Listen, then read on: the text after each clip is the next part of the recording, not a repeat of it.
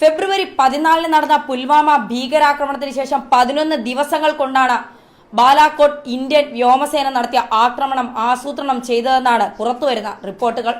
40 ജവാന്മാർ ജീവത്യാഗം ചെയ്ത പുൽവാമ ആക്രമണം കഴിഞ്ഞ് ഫെബ്രുവരി 15 തന്നെ വ്യോമസേന മേധാവി BSF ധനോവ ആക്രമണ പദ്ധതി റിപ്പോർട്ട് സമർപ്പിച്ചിരുന്നു.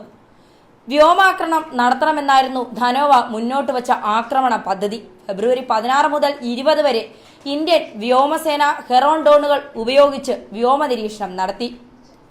ഇന്റലിജൻസ് ഏജൻസിയുടെ സഹായത്തോടെ ആക്രമണം നടത്തേണ്ട പ്രദേശങ്ങളും ഭീകര ക്യാമ്പുകളും കണ്ടെത്തി ടാർഗറ്റ് ടേബിൾ ഉണ്ടാക്കി.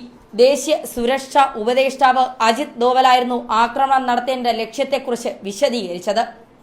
22-ന് വ്യോമസേനയുടെ സ്ക്വാഡ്രോൺ 1, സ്ക്വാഡ്രോൺ 7 എന്നീ സ്ക്വാഡ്രോണുകളെ ഒരുക്കി ഇന്ത്യ ആക്രമണത്തിന് റെഡിയായി. ഫെബ്രുവരി 24-ന് ആഗ്രയിൽ ട്രയൽ നടന്നു. ഹരിയാനയിലെ അംബാലയിലെ എയർബേസിൽ നിന്നാണ് 12 മിറാഷ് 2000 വിമാനങ്ങളോടെ വ്യോമസേന സംഘം പുറപ്പെട്ടത്. പാക് മണ്ണിലെ 3 ഭീകര കേന്ദ്രങ്ങൾ ലക്ഷ്യം വെച്ച് തന്നെയായിരുന്നു. 30 മിനിറ്റിനകം സംഘം ഓപ്പറേഷൻ അവസാനിപ്പിക്കുകയും ചെയ്തു. 21 മിനിറ്റ് നീണ്ട ഓപ്പറേഷനാണ് പാക് മണ്ണിൽ വ്യോമസേന നടത്തിയത്. 3 ഭീകര ക്യാമ്പുകൾ ഇന്ത്യ തകർത്തു. ആദ്യ ആക്രമണം ബാലാകോട്ടായിരുന്നു. ഇന്ത്യ പാക് അതിർത്തിക്കപ്പുറമുള്ള ബാലാകോട്ട് മേഖല ജെയ്ഷെ മുഹമ്മദിന്റെ പ്രധാന ആസ്ഥാനങ്ങളിൽ ഒന്നാണ്. അത് തകർക്കുക എന്നതായിരുന്നു ഇന്ത്യയുടെ ആദ്യത്തെ ലക്ഷ്യവും. പുലർച്ചെ 3:45-ന് ആക്രമണം തുടങ്ങിയ ഇന്ത്യൻ വ്യോമസേന ജെയ്ഷെ മുഹമ്മദ്, ലഷ്കർ ഇ തൊയ്ബ, ഹിസ്ബുൾ മുജാഹിദ്ദീൻ എന്നിവയുടെ സംയുക്ത ക്യാമ്പ് തകർത്തു. പിന്നീട് പുലർച്ചെ 3:48 മുതൽ 3:53 വരെ മുസറാബാദിലെ ഭീകര ക്യാമ്പുകളിലേക്കും സൈനിക ക്യാമ്പുകളിലേക്കും നടപടിയുണ്ടായി.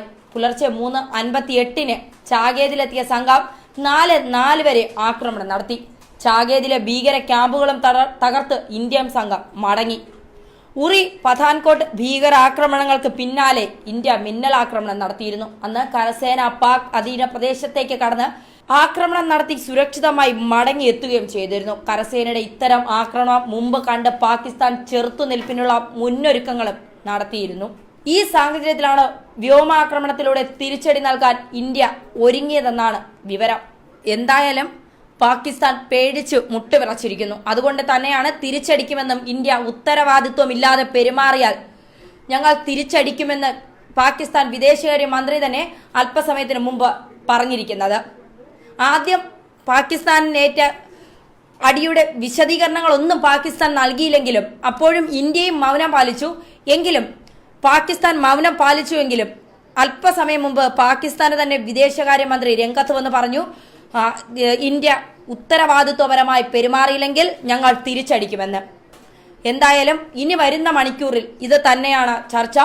രാജ്യം സുരക്ഷിതമായ കൈകളിലാണെന്ന് പ്രധാനമന്ത്രി ആവർത്തിക്കുന്നു. രാജ്യം മൊത്തവും സന്തോഷത്തിന്റെ അലയടികളാണ്. 40 ധീര ജവാന്മാരുടെ മരണത്തിന് തിരിച്ചടി നൽകിയിരിക്കുന്നു. തിരിച്ചടിക്കുമെന്ന പ്രധാനമന്ത്രിയുടെ വാക്കുകൾ ഇവിടെ ശരിവയ്ക്കുന്നു. അങ്ങനെ നിരവധി കാര്യങ്ങൾ മുന്നിട്ട് നിൽക്കുമ്പോഴും വലിയൊരു ആശങ്ക ഇന്ത്യക്ക് മുകളിൽ ഇങ്ങനെ വട്ടമിട്ട് പറക്കുന്നുണ്ട്. പാകിസ്ഥാൻ തിരിച്ചടിക്കുമോ? വരുന്ന മണിക്കൂറിൽ ആ വാർത്തകളെ കുറിച്ചൊക്കെ നമുക്കറിയാം.